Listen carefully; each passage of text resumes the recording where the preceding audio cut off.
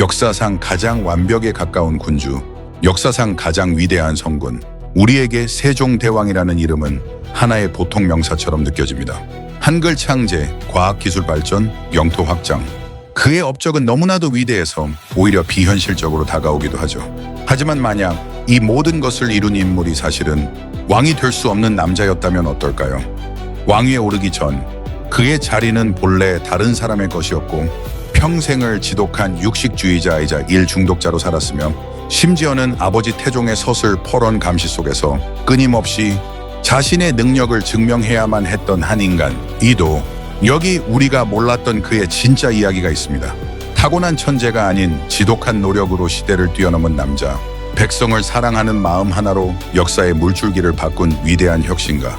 오늘 우리는 대왕이라는 타이틀 뒤에 가려진 인간, 이도의 삶을 들여다보며 그가 어떻게 백성의 목소리를 듣고 시대를 움직였는지 그 위대한 여정을 함께 따라가 보려 합니다. 이것은 당신이 알던 세종대왕의 이야기가 아닙니다. 조선 제3대 왕 태종 이방원에게는 4명의 아들이 있었습니다. 그 중에서도 셋째 아들인 충녕대군 이도는 어려서부터 남달랐습니다. 한번 책을 잡으면 달아 없어질 때까지 읽고 또 읽는 지독한 독서광이었죠. 오죽했으면 아버지 태종이 밤늦게까지 책을 읽으면 병이 난다며 아들의 책을 모두 숨겨버렸을 정도였습니다. 하지만 충녕은 숨겨둔 책 한 권을 찾아내 무려 1000번을 넘게 읽었다는 의 일화는 유명합니다. 그의 학문에 대한 열정은 단순한 취미가 아니었습니다. 그것은 세상을 이해하고 백성의 삶을 더 낫게 만들고 싶은 열망의 다른 이름이었죠. 하지만 그의 앞에는 거대한 벽이 있었습니다.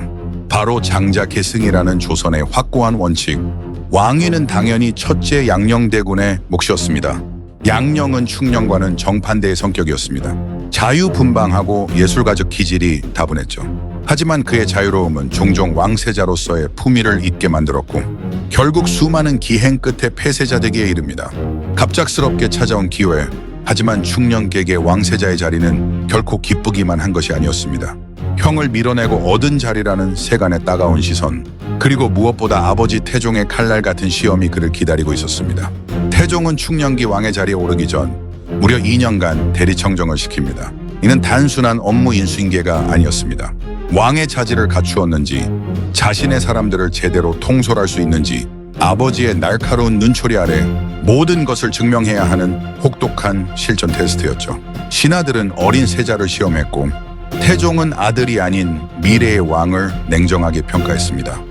그는 이 모든 압박 속에서 자신의 길을 찾아야만 했습니다. 단순히 아버지의 그림자에 머무는 것이 아니라 자신만의 통치 철학을 세우고 자신만의 사람들을 만들어야 했습니다. 이 시기는 훗날 세종이 위대한 군주로 성장하는데 가장 중요한 밑거름이 됩니다. 그는 이 시기를 거치며 깨달았습니다. 진정한 왕의 힘은 칼이 아닌 사람에서, 권력이 아닌 소통에서 나온다는 것을 말입니다. 이토록 완벽해 보이는 세종대왕에게도 반전 매력이 있었으니 바로 지독한 육식주의자였다는 사실입니다. 고기 반찬이 없으면 수라상에 숟가락도 대지 않았다고 전해질 정도인데요. 오죽했으면 아버지 태종이 주상세종은 고기가 없으면 식사를 못하니 내가 죽은 후에도 상중상 종에는 고기를 들게 하라는 유언을 남겼을까요?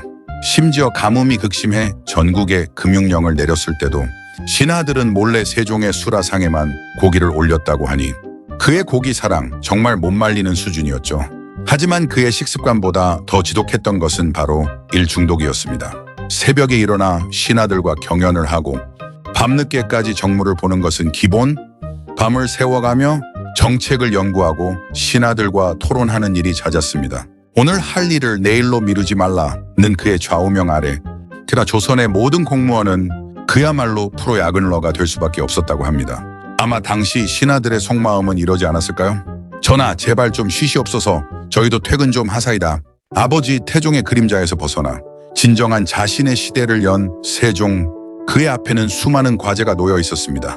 외구의 잦은 침략, 불안정한 북방 국경, 가뭄과 홍수로 고통받는 백성들의 삶. 그는 이 모든 문제의 근본적인 해결책이 백성을 아는 것에 있다고 믿었습니다.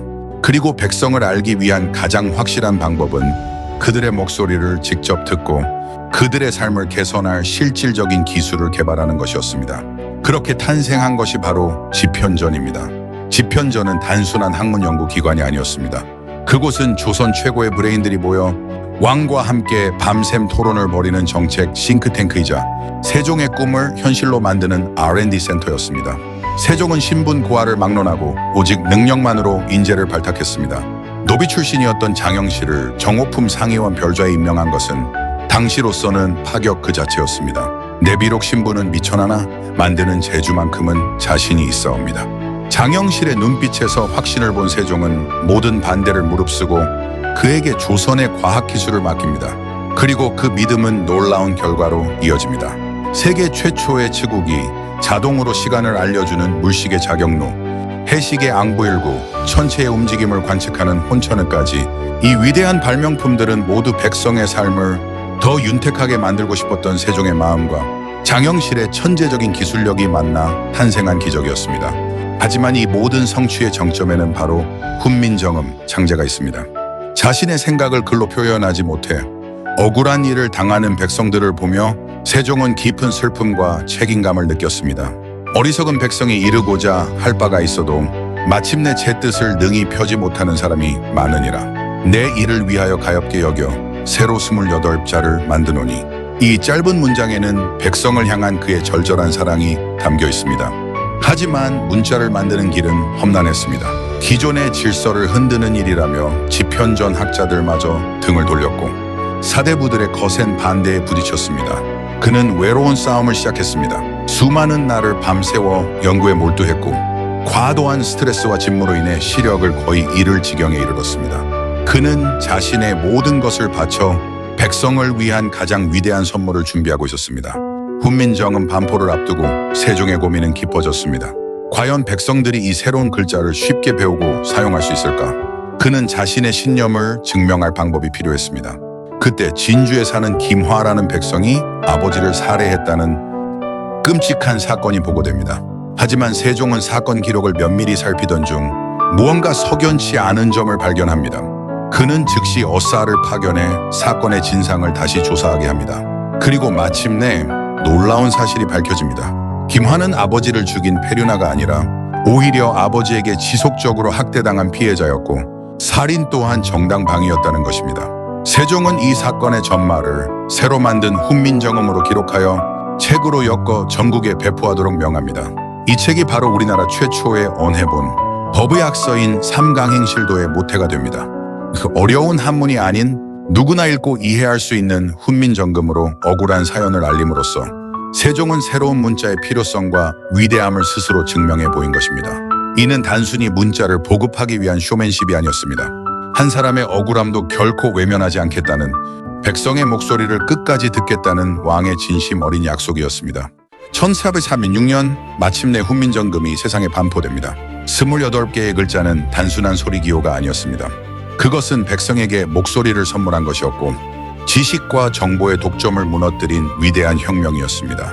이전까지 양반 사대부들만의 전유물이었던 알미 기회가 모든 백성에게 열린 것입니다. 이제 백성들은 자신의 생각을 자유롭게 표현하고 법률과 농사기술, 의학 지식을 쉽게 접할 수 있게 되었습니다. 훈민정음은 어둠 속에 갇혀있던 백성들의 눈과 귀를 열어준 빛이었습니다. 세종이 뿌린 변화의 씨앗은 조선 사회 전체를 뒤흔들었습니다. 과학기술의 발전은 농업 생산량을 획기적으로 늘렸고 백성들은 굶주림에서 벗어날 수 있었습니다. 안정된 민생은 국방력 강화로 이어졌습니다. 김종서를 보내 국방의 여진족을 몰아내고 사군 육진을 개척하여 오늘날 우리가 알고 있는 한반도의 국경선을 완성한 것도 바로 세종시대의 일입니다.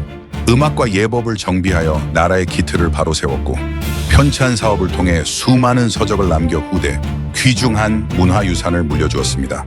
그는 한 명의 왕이 바꿀 수 있는 세상의 한계를 뛰어넘었습니다. 세종의 통치는 조선이라는 나라의 격을 바꾸었습니다.